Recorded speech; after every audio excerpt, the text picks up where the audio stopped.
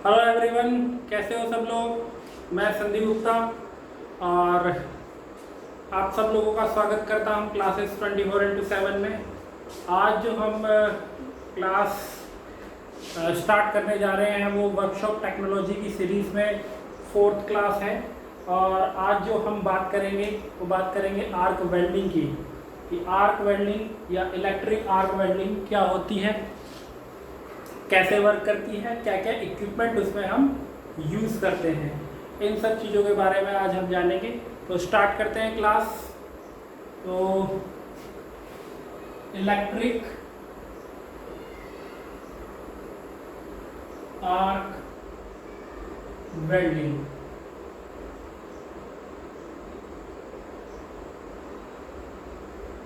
Basically जो electric arc welding है ये एक फ्यूजन वेल्डिंग का ही टाइप है।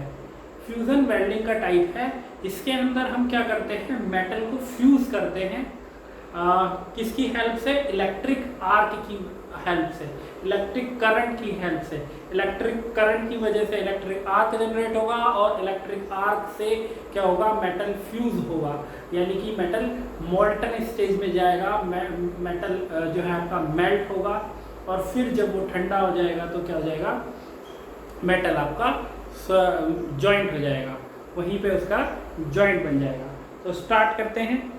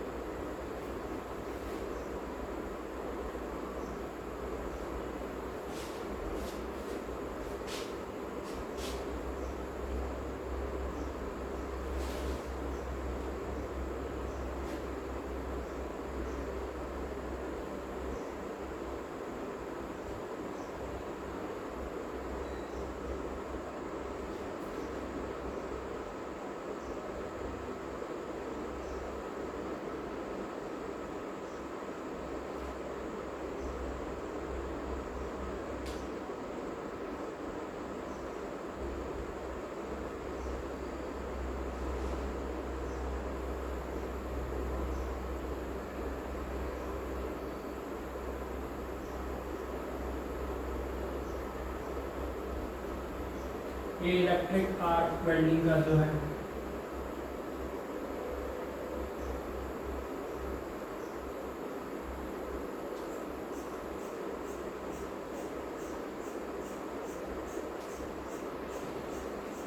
ये आपका हो गया इलेक्ट्रोड होल्डर।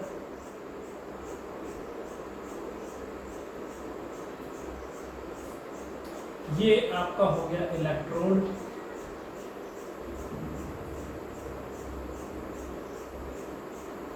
और ये आपका वर्कपीस हो गया।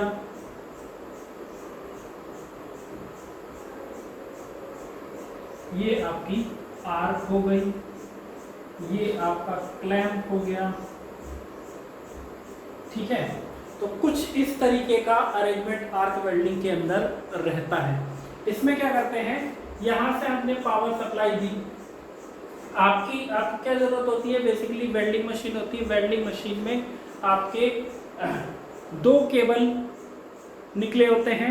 एक होता है आपका जो इलेक्ट्रोड होल्डर से कनेक्टेड रहता है, और दूसरा ये आपने एक्सपेरिमेंट भी किया होगा फर्स्ट ईयर के वर्कशॉप के अंदर, जो जनरल वर्कशॉप प्रैक्टिस के अंदर आपने जो है ये किया होगा एक्सपेरिमेंट। उसमें क्या करते हैं, एक केबल जो है आपका इलेक्ट्रोड होल्डर से कनेक्टेड है, दूसरे वाला जो आपका केबल है वो अर्थिंग का वायर होता है। अर्थिंग का, वो अर्थिंग का वायर को हम क्या करते हैं, वर्कपीस से टच करते हैं, ताकि जो करंट की सप्लाई है वो वर्कपीस में फ्लो कर सके, जो करंट है वो वर्कपीस में फ्लो कर सके। ये इलेक्ट्रोड है जो कि इलेक्ट्रोड होल्डर में आपका बंधा होता है, और जैसे ही आप इसमें क्या करते हैं, इसको टच कराते हैं वर्कपीस के अंदर, वर्कपीस के ऊपर जब इसको हम टच कराते हैं तो क्या होगा, एक स्पार्क जनरेट होगा, एक स्पार्क जनरेट होगा। और जैसे ही स्पार्क जनरेट होगा उसको हम थोड़े से गैप पर उसको उठा लेंगे। तो वो जो गैप होता है, जो आर्क वेल्डिंग थोड़ा सा इसको हमको उठा के रखना पड़ेगा। अगर हम इसको ऐसे ही लगा के रखेंगे तो क्या होगा, इलेक्ट्रोड जो है या ये रोड है ये हमारा किससे चिपक जाएगा, इसमें जो है चिपक जाएगा वर्कपीस से। तो इसको हमको थोड़ा सा उठा के रखना पड़ेगा। कितना रखते हैं ये बता देता हूँ, ये 0.25 mm से 3 mm तक गैप रखना पड़ता है हमको। ये जो गैप होता है बिटवीन वर्कपीस एंड आपका इलेक्ट्रोड, ठीक है। इसके बीच में हम क्या रखते हैं, गैप रखते हैं। तो जब ये आर्क जनरेट होगी, जब हम इसको कंटिन्यूअसली जहां तक हमको वेल्ड करना है इसको हम हाथ से मूव कराएंगे और वो जो है आपका जो वर्कपीस है वो क्या हो जाएगा, मेल्ट हो जाएगा। मेल्ट होने के बाद जब वो ठंडा हो जाएगा, जब वेल्डिंग कर लेंगे हम, वेल्ड जॉइंट ठंडा हो जाएगा और क्या हो जाएगा, एक जॉइंट बना देगा, एक जॉइंट बना देगा। और जो आर्क वेल्डिंग जो कि एक फ्यूजन वेल्डिंग का प्रोसेस है, फ्यूजन वेल्डिंग में जो टेम्परेचर रेंज रहती है, temperature range in fusion welding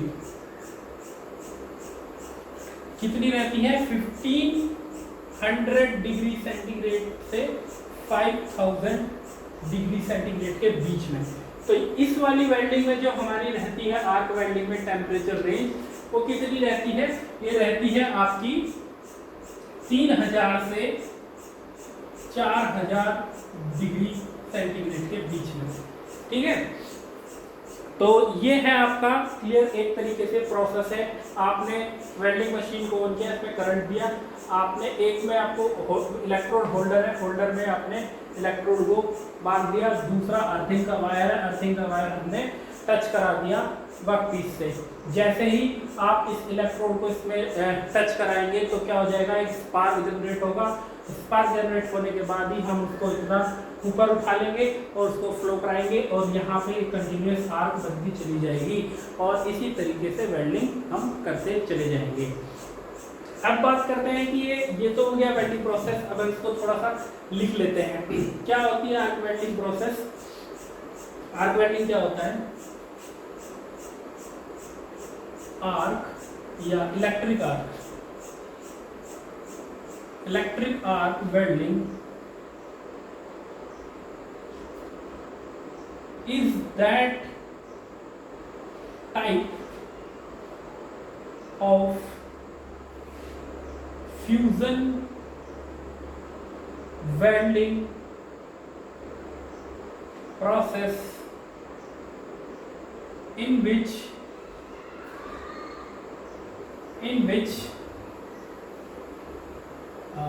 metal is heated up to melting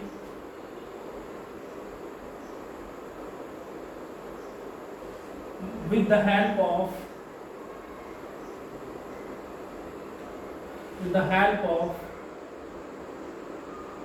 electric arc, ठीक है। ये तो हो गया इलेक्ट्रिक आर्क वेल्डिंग की डेफिनेशन कि इलेक्ट्रिक आर्क वेल्डिंग में हम क्या होता है। अब इसका ऑपरेशन कैसे होता है, principle of operation.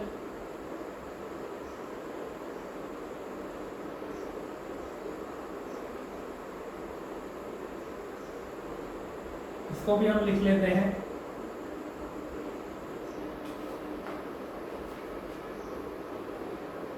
when current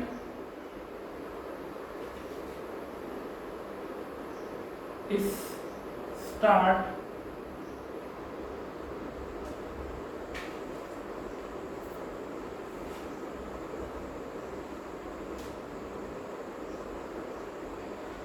flowing and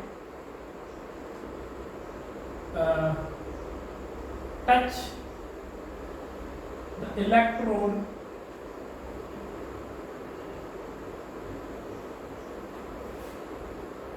on the workpiece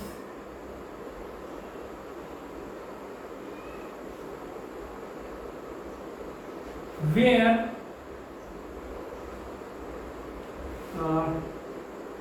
earthing wire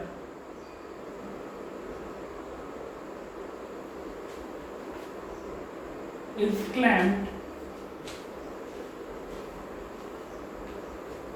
ठीक है, earthing wire is clamped, then a arc, electric arc is generated and electric arc is generated and a high temperature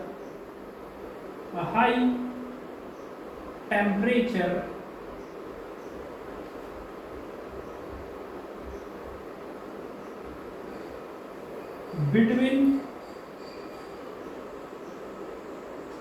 3000 degree centigrade to 4000 degree centigrade, okay, electric arc is generated and a high temperature between 3000 to 4000 degree centigrade is obtained.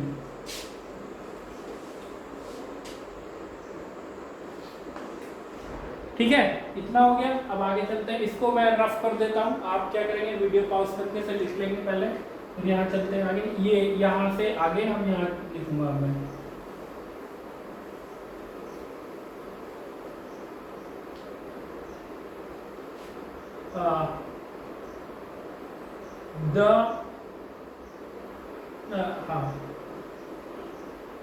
a gap of 0.25 mm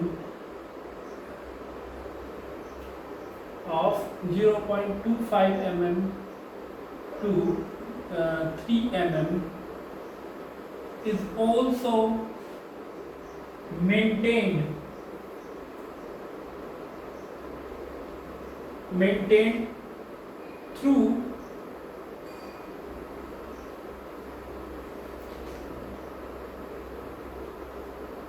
throughout the process,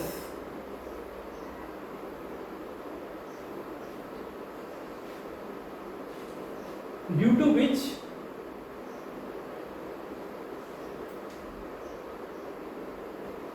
metal या workpiece की बात कर रहे हैं हम यहाँ पे, workpiece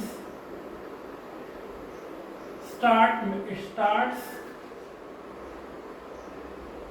melting and make a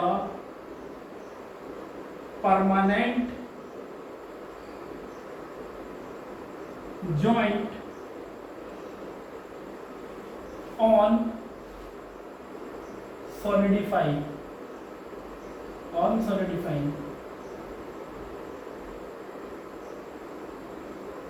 ठीक है।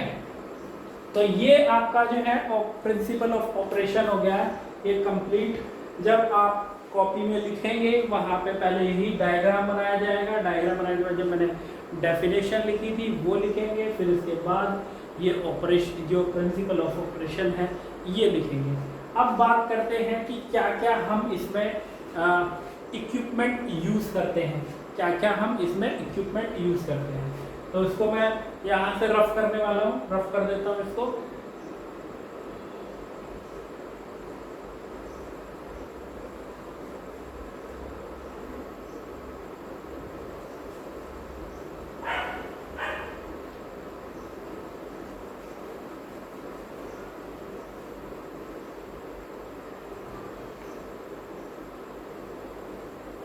तो यहाँ पे इक्विपमेंट यूज्ड,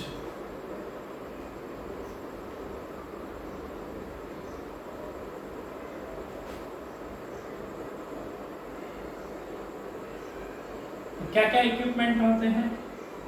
सबसे पहले बात करते हैं, पहला क्या हो जाएगा आपका पावर सप्लाई। भाई पावर सप्लाई होगी तभी तो वेल्डिंग होगी, क्योंकि इलेक्ट्रिक आर्क की बात कर रहे हैं, यानी कि ट्रांसफॉर्मर एक तरीके से एसी या डीसी जो भी है, एसी और डीसी। दूसरा वेल्डिंग मशीन,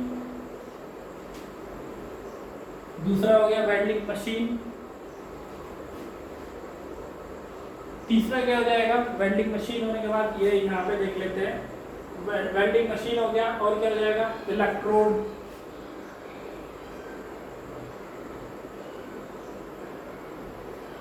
इलेक्ट्रोड, ठीक है, ये हो गया।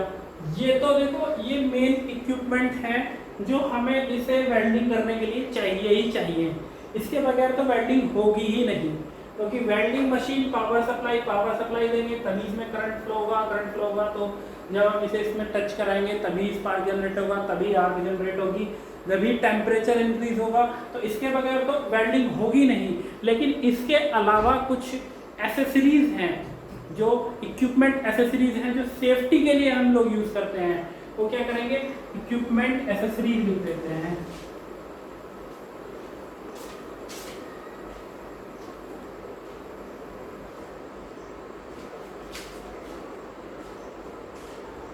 एसेसरीज जो है मतलब जो हम सेफ्टी के लिए यूज करते हैं, उनमें क्या क्या है आपका, पहला आपका हो गया हेलमेट हो गया,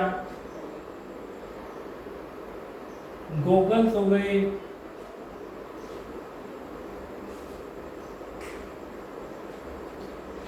तीसरा ग्लव्स हो गए, फोर्थ आपका ये हो गया शूज हो गए, ठीक है। फिफ्थ आपका एप्रन हो गया, एप्रन होने के एप्रन के बाद क्या और क्या यूज करते हैं हम, क्या यूज करते हैं चिपिंग हैमर हो गया, वेल्डिंग को इजी बनाने के लिए चिपिंग हैमर,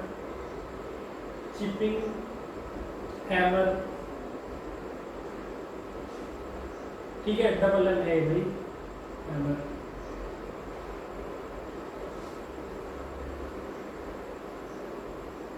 चिपिंग हैमर हो गया, और क्या यूज कर सकते हैं हम, वायर ब्रश हो गया, वायर ब्रश, और क्या कर सकते हैं वायर ब्रश के अलावा, और क्या कर सकते हैं। तो ये बेसिकली क्या है, इसके एसेसरीज है, हो सकता है एक दो और छूट गए हो, अभी मेरे को याद नहीं आ रहे। ये इतने जो है आपके सेफ्टी इक्विपमेंट्स हैं जो हमें वेल्डिंग जो स्पेक्टर्स है, जो उसके छींटे पड़ते हैं हमारे ऊपर, उसको उससे बचने के लिए ये सब जो है आप पहनते हैं। देखो हेलमेट है, हेलमेट चेहरे पे उसके छींटे हमारे ऊपर ना पड़े, उसके लिए यूज़ करते हैं हेलमेट। फिर गोगल्स हो गए, आँखों पे उसकी चमक ना पड़े, ठीक है, उसकी जो चमक होती है, लाइट जो होती है उसकी, वो थोड़ी डेंजरस होती है आँखों के लिए। फिर ग्लव्स हो गए, हाथों पे उसके छींटे ना पड़े, शूज पैरों पे ना पड़े छींटे, और एप्रन हो गया जो आपके कपड़ों पर जो है उसके छींटे ना गिरे, इसलिए होता है। चिपिंग हैमर, चिपिंग हैमर जब यहाँ पे वेल्ड जॉइंट बनता है, बेसिकली ये तो एक फ्लो डायग्राम सा बना दिया है मैंने, तो यहाँ पे बेसिकली वो वर्क पीस होता कैसा है, एक वर्क पीस ये रहा आपका, एक ये रहा, ठीक है, इसके बीच में यहाँ पे जॉइंट बनता है, ठीक है, जॉइंट बनता है, इसको बोलते हैं क्या, बीड बोलते हैं, बीड, वेल्डिंग बीड, वेल्डिंग बीड बोलते हैं। तो इसी के ऊपर क्या हो जाए, मोटी कोटिंग होती है, यहाँ पे पपड़ी सी जम जाती है, लेयर जम जाती है, ठीक है। अब वो ऐसे ही हम जो फाइनल उसको यूज नहीं करते हैं, इसके बाद पहले इसकी चिपिंग होती है। चिपिंग मतलब वो जो लेयर होती है उसको छुटाते हैं, छुड़ाने के लिए क्या करते हैं, चिपिंग हैमर का यूज करते हैं। इसमें स्ट्राइक किया जाता है, वो उसमें से हट जाती है, हटने के बाद फिर जो वायर ब्रश होता है, वायर ब्रश से उसको साफ कर दिया जाता है। वहाँ से साफ करने के बाद फिर ग्राइंडिंग प्रोसेस होगा, ग्राइंडिंग प्रोसेस के बाद फिर मशीनिंग, सॉरी हाँ मशीनिंग भी, वही मशीनिंग होगी, ग्राइंडिंग, उसके बाद उसकी क्या बोलते हैं और फिनिशिंग अगर कुछ करनी है वो करने के बाद फाइनल फिर उसको पेंटिंग वगैरह के लिए भेजा जाता है। तो ये आपका प्रोसेस हो गया वेल्डिंग का, आर्क वेल्डिंग का पूरा। तो आई होप आप लोगों को ये समझ में आई होगी। आप इसको, अगर आपने पहले वाले लेक्चर्स नहीं देखे हैं, मैंने पहले वाले में गैस वेल्डिंग डिस्कस की थी। एक चीज़ हाँ आज रह गई है, एक चीज़ मेरे को पढ़ानी थी गैस वेल्डिंग में, बहुत इम्पोर्टेंट टॉपिक छूट गया है वो पहले होना था इससे पहले, लेकिन कोई बात नहीं, इसके बाद मैं करा दूंगा।